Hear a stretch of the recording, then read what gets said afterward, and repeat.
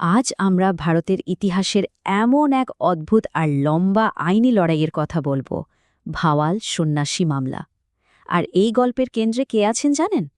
এমন একজন মানুষ যিনি কিনা মৃত্যুর পর ফিরে এসেছিলেন বলে দাবি করা হয়। প্রশ্নটা শুনতে খুব সোজা, তাই না? একজন সাধু নাকি একজন মৃত রাজকুমার? কিন্তু এর উত্তরটা সেটা ছিল সাংঘাতিক জটিল।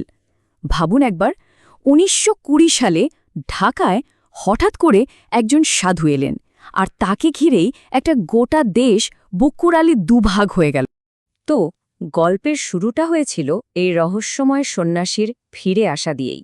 আর এই এক ঘটনা থেকেই জন্ম নিল এক অবিশ্বাস্য কাহিনী, যা সবাইকে নাড়িয়ে দিয়েছিল। খুব তাড়াতাড়ি, মানে যাকে বলে দাবানলের মতো, একটা গুজব ছড়িয়ে পড়ল। এই যে ছাইমাখা জটাধারী সন্ন্যাসী, তার চেহারার সাথে নাকি ভাওয়ালের মেজকুমার রমেন্দ্রনারায়ণ রায়চৌধুরীর অদ্ভুত রকমের মিল। সেই রাজকুমার যিনি কিনা ১২ বছর আগেই মারা গেছেন বলে সবাই জানে। তাহলে প্রশ্ন আসে, কে ছিলেন এই রাজকুমার, আর তার ওই মৃত্যুর পেছনেই বা কি এমন রহস্য লুকিয়েছিল?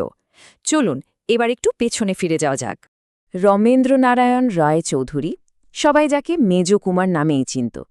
তার জীবনটা ছিল যাকে বলে একেবারে বিন্দাস। প্রচুর শিকার করতেন, এমনকি একটা ব্যক্তিগত চিড়িয়াখানাও ছিল। মানে বুঝতেই পারছেন, আমোদ প্রমোদের কোনো কমতি ছিল না।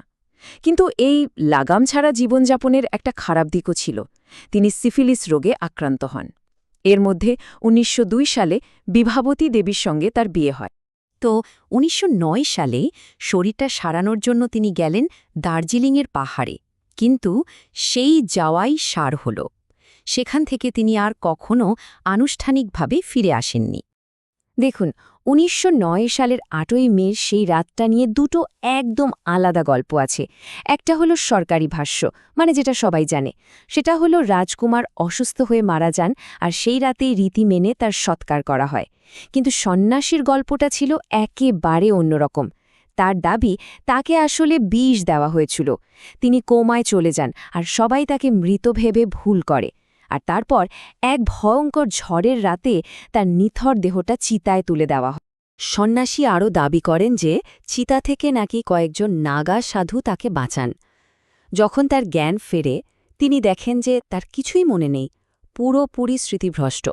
আর এই অবস্থাতেই তিনি প্রায় ১২ বছর ধরে গোটা ভারত ঘুরে বেড়ান। তারপর আস্তে আস্তে তার স্মৃতি ফিরতে শুরু করে।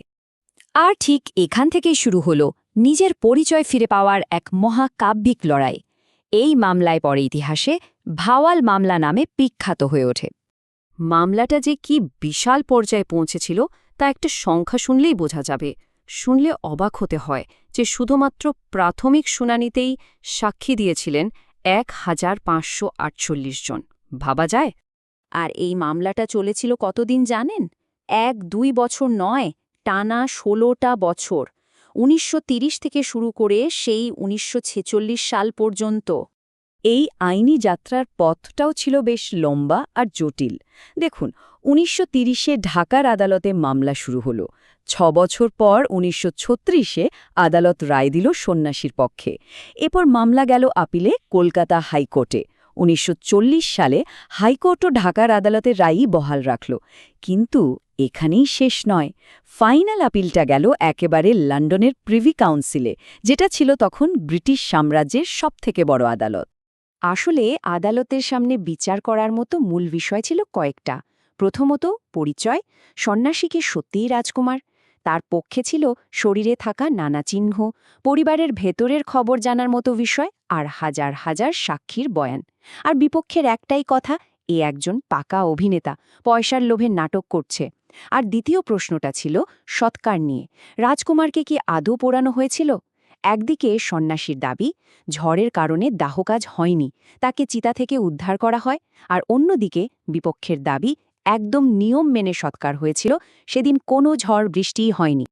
এই মামলাটা যে সাধারণ মানুষের মনে কি সাংঘাতিক প্রভাব ফেলেছিল, তা নেতাজি সুভাষচন্দ্র বসুর একটা কথা থেকেই বোঝা যায়। ১৯৩৬ সালে তিনি বলেছিলেন, যে কেউ বলতেই পারে কল্পকাহিনীর চেয়েও সত্য অনেক বেশি বিস্ময়কর। কি অসাধারণ একটা কথা, তাই না? চলুন এবার আমরা এই অবিশ্বাস্য গল্পের একেবারে শেষ পর্বে চলে যাই, যেখানে একটা বিরাট জয় অপেক্ষা করছিল, কিন্তু তার সাথেই ছিল এক মর্মান্তিক পরিণতি। অবশেষে সেই দিনটা এলো ১৯৪৬ সালে ৩০শে জুলাই। লন্ডনের প্রিভি কাউন্সিল তাদের চূড়ান্ত রায় ঘোষণা করল এবং সেটা ছিল সর্বসম্মত। হ্যাঁ, আদালত মেনে নিল যে এই সন্ন্যাসী আসলে ভাওয়ালের মেজকুমার রমেন্দ্র নারায়ণ রায় চৌধুরী।